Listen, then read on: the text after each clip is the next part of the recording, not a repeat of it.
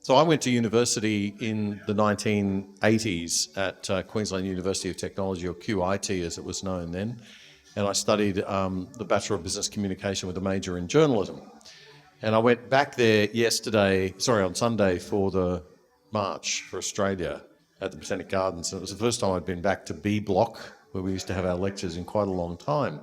And I looked around, and hanging from every single pole at the university was the full rainbow flag. By full rainbow flag, I mean the full woke rainbow flag that's got the brown and black bars for the triangle thing to represent the ethnic minorities, the racial minorities, and then it's got the circle. I don't know what on earth that means. It's got the light pink and light baby blue for the trans people and others. So I said to someone, are they just up there? Is it Pride? I don't think it's Pride Week at the moment. Are they just up there for Pride Week or Pride Month?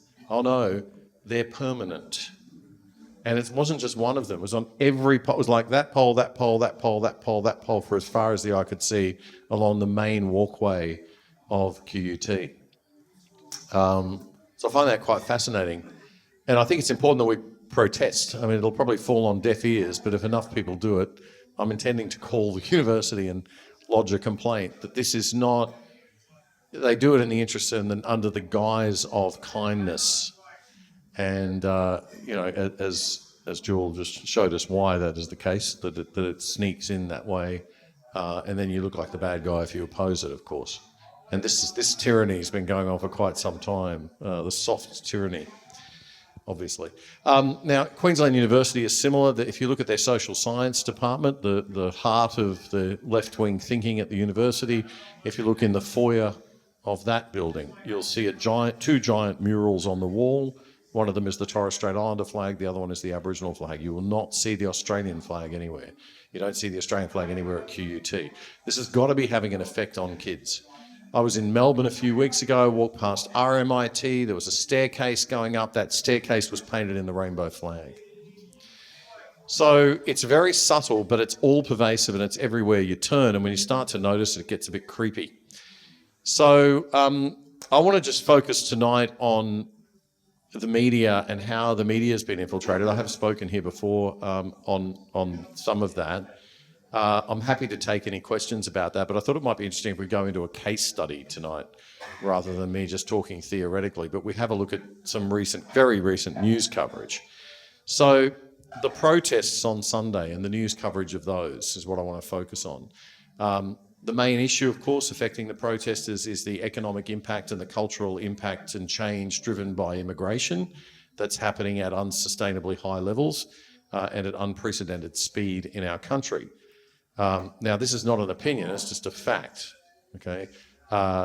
Obviously, the narrative, and if you think in terms of narratives with media, it makes things a lot easier if you just look for the narrative. Who's the good guy, who's the bad guy in every story, right? Stories are constructed by journalists. So the narrative here is that if you protest this, you are a racist, so you're a bad guy, right? And what's interesting is what happened on the weekend was that we saw, probably for the first time, I mean, we saw it with the reaction to the murder of Charlie Kirk, and that started to wake a few people up, but we really saw it for the first time in Melbourne with the Antifa counter-protest, or the radical leftist counter-protest to the March for Australia in Melbourne, and the police had to use some sort of tear gas and flash bombs and things to control the crowd. So let's get some data out there. Data, depending on how you say it, before the COVID debacle, Australia had net overseas migration, that's the number that the government prefers that we use, of just under 250,000 a year. Okay, 250,000 a year. Now, you could argue that that in itself is very high. Not many countries take in just under 1% of their entire population every single year. In fact, only uber woke Canada and Germany beat us in terms of percentage in that regard. The UK and the US are way below that 1% level. But that's where we were at before COVID. Now, in the COVID years, that dropped to about 93,000 average per year from 2020 to 2022. And in the 3 years since COVID, we've certainly more than made up for it. So 1 million in the first 2 years of the Albanese government, and an estimated 260, which is a ridiculously low estimate that was in the federal budget this year, absolutely not going to happen, to about 400,000 this year, depending on whose forecast you believe. Now, prior to 2007, when it hit that sort of nearly 250,000, 230,000 roughly per year, prior to 2007, that was Kevin 07, we took for decades of only 100,000 net overseas migration per year. For decades, no question, never was raised, it was just stayed at that level. It went back to that during COVID, and then after COVID, here are the numbers. 2023, 536,000, all-time high. These are financial year numbers, so it's July 22 to June, end of June 2023, 536,000. 2024 financial year, 446,000.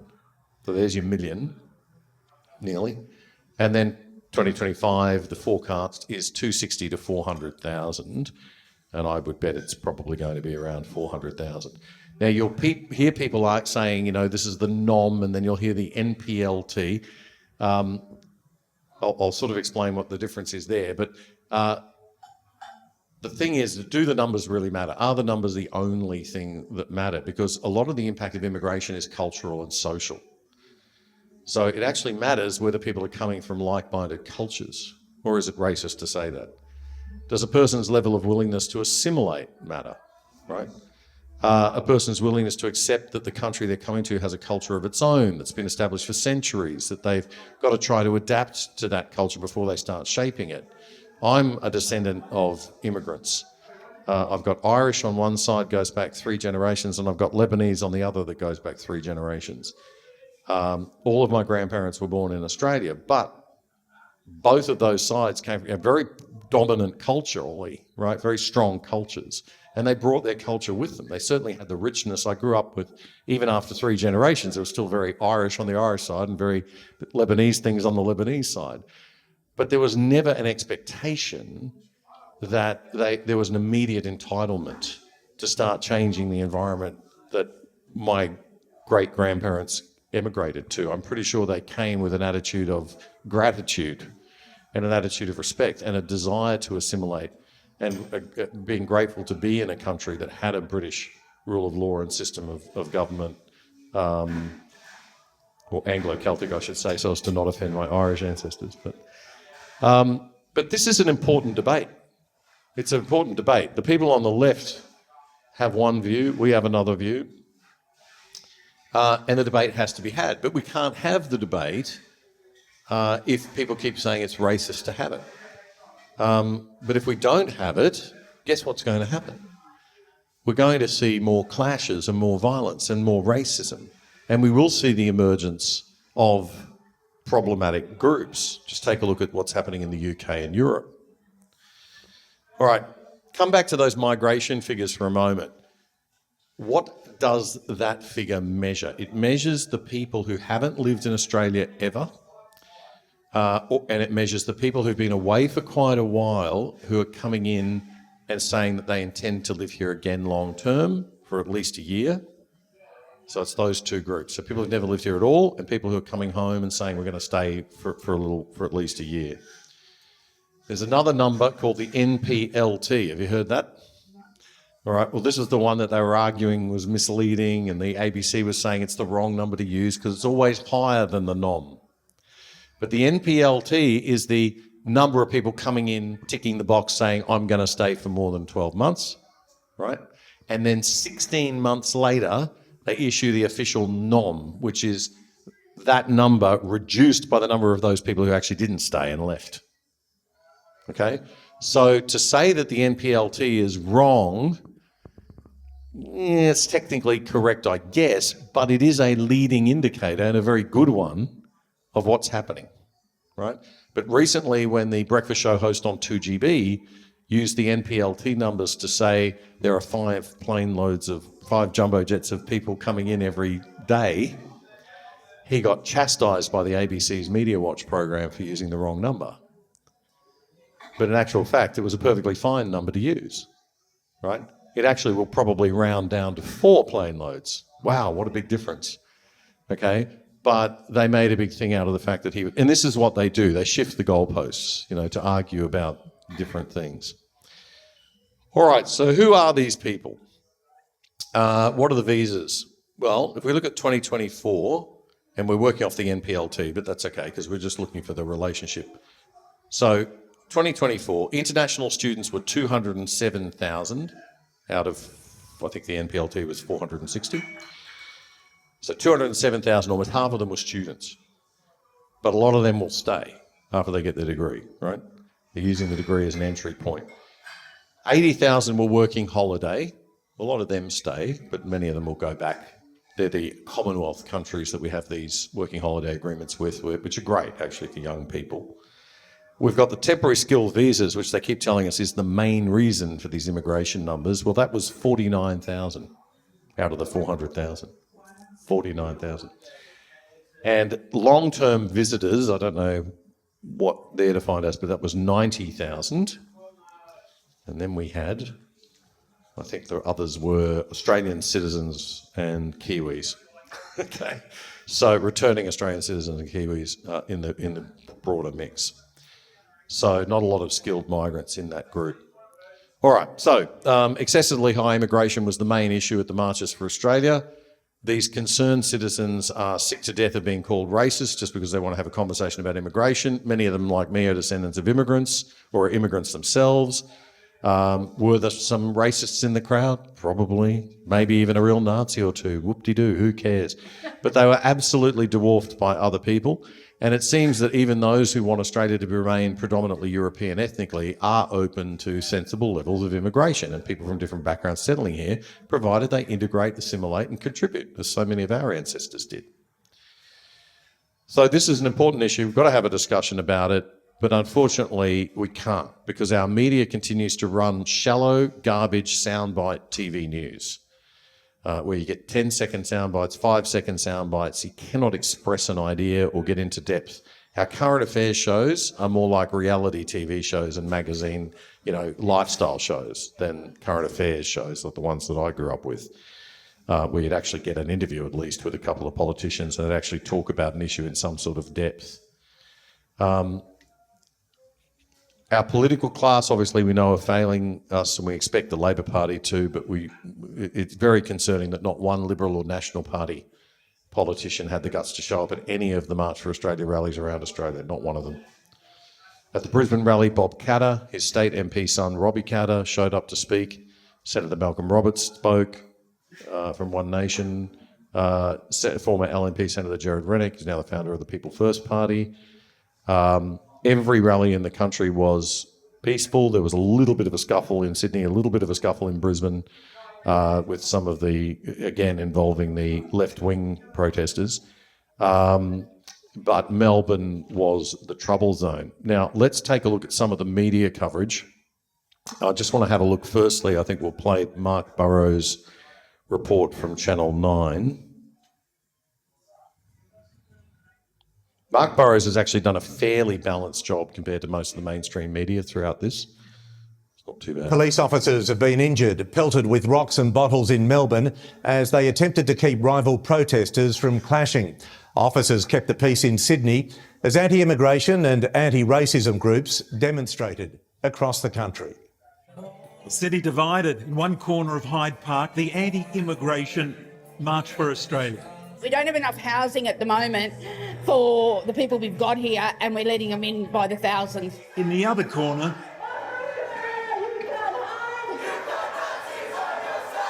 the rally against racism. Australia for everyone. We're built on the back of migrants. A different view down the road. You wonder why I'm angry. So angry, she held up her own anti-immigration protest. Several thousand rolled up, united under the Southern Cross, calling for immigration to be reined in. We should have quality migration, not quantity migration. At the last anti-immigration march, neo-Nazis gate-crashed the front of the rally. This time, no Nazis. Ordinary Australians and young children are leading the front. She calls herself Beck Freedom.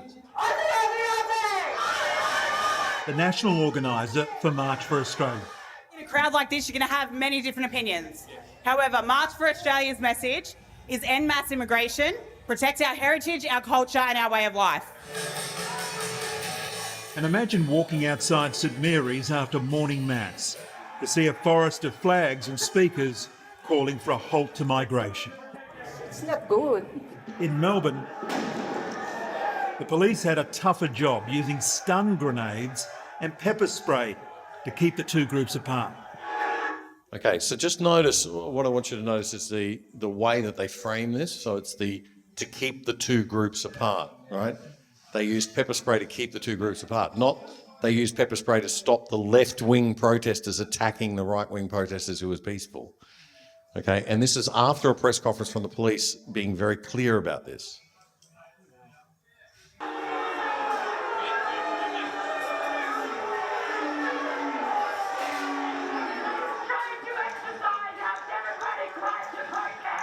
Tactical police were pelted with rocks and glass bottles. Not a small rock.